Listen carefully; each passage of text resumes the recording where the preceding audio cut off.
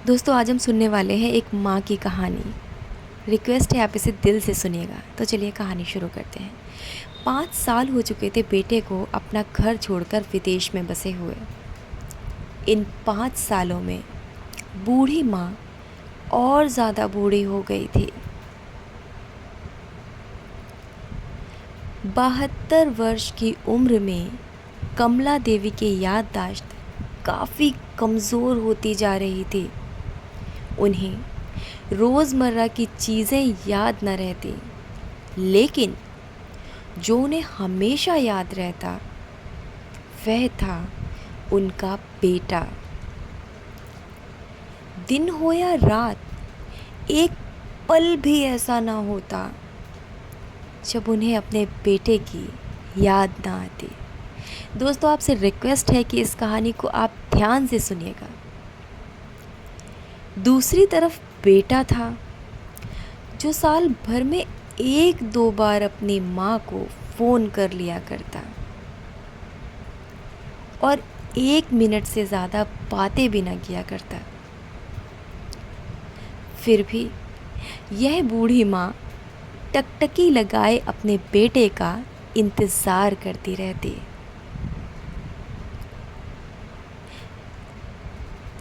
एक दिन बेटे का विदेश से फ़ोन आया। हेलो हेलो, सुन रही हो ना माँ? राहुल बोल रहा हूँ, तुम्हारा बेटा। कैसी हो माँ? मैं ठीक हूँ बेटा। तुम बहू और मेरा पोता कैसा है? माँ ने पूछा। सब अच्छे हैं माँ। मैं अगले हफ्ते घर आ रहा हूँ माँ, तुम्हें लेने। अब हम सब साथ में ही लंदन में रहेंगे माँ। तुम्हारी बहू कह रही थी माँ को यहाँ पर ले आओ, बेचारी अकेली वहाँ परेशान होती होंगी, बेटे ने कहा। सोचिए ये चीज़ें सुन के माँ कितनी खुश हुई होगी। चलिए आगे देखते हैं। माँ की बूढ़ी आंखें आंसुओं से भीग गईं।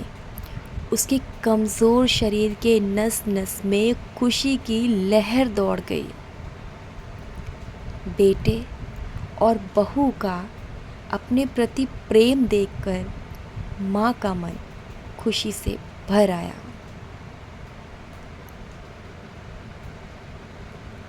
बेटे ने आगे कहा, माँ तैयार रहना, मुझे ज़्यादा दिन छुट्टियाँ नहीं हैं। जिससे जितने पैसे लेने हैं लेकर रखना। तब तक मैं प्रॉपर्टी डीलर से बात कर लेता हूँ घर के लिए।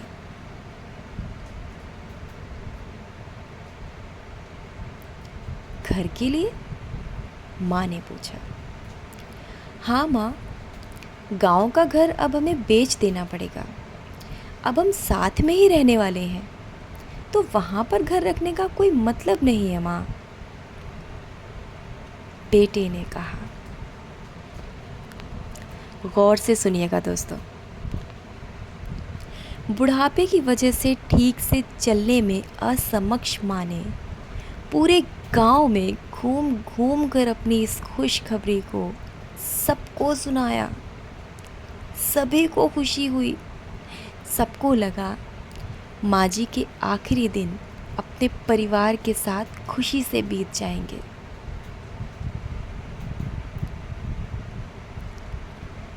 देखते हैं आगे क्या होता है।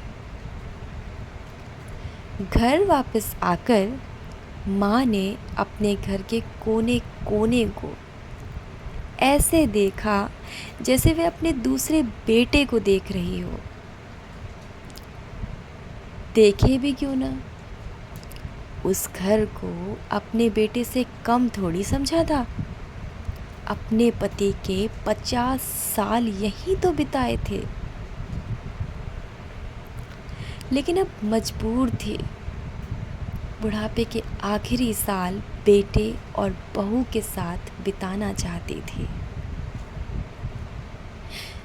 दिल पर पत्थर रखकर घर बेचने के लिए माँ तैयार हो गई।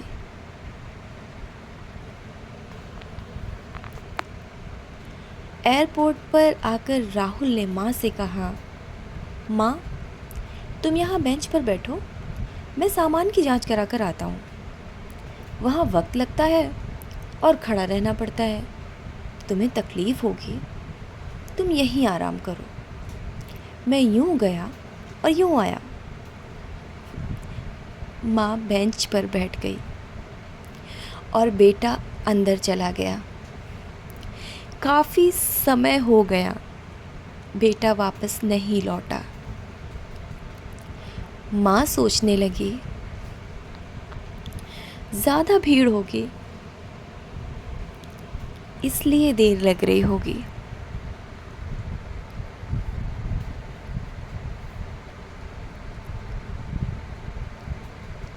अंधेरा होने को आया। अब तो लोगों की चहलकदमी भी कम होने लगी। माँ को अब चिंता होने लगी। एक आदमी ने आकर पूछा, किससे मिलना है माँ जी आपको? यहाँ पर क्यों बैठी हैं?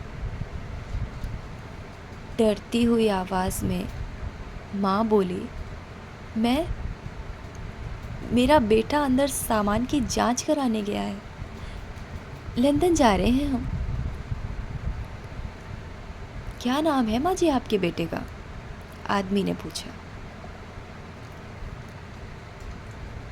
राहुल नाम है मेरे बेटे का, माँ ने बताया।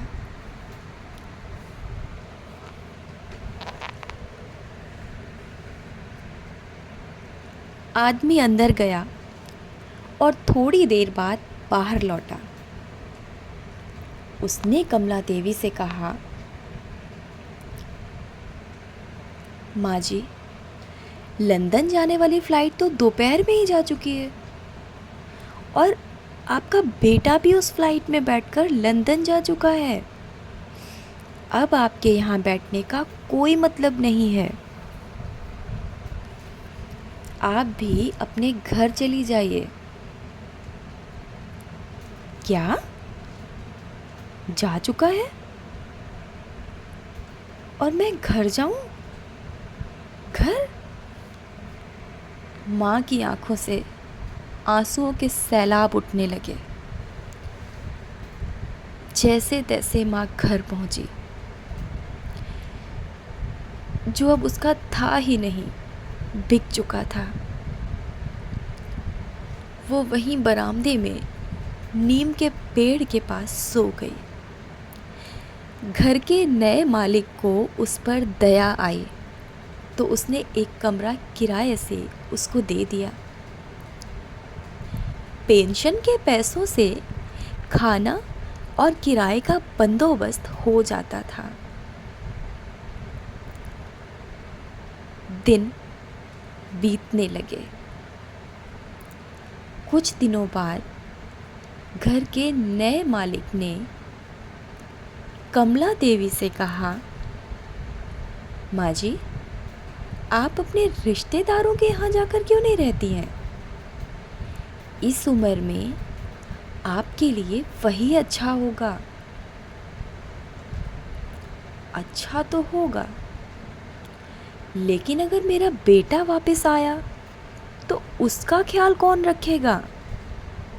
मेरा बेटा बहुत भोला है, उसे अपना ख्याल रखना बिल्कुल नहीं आता।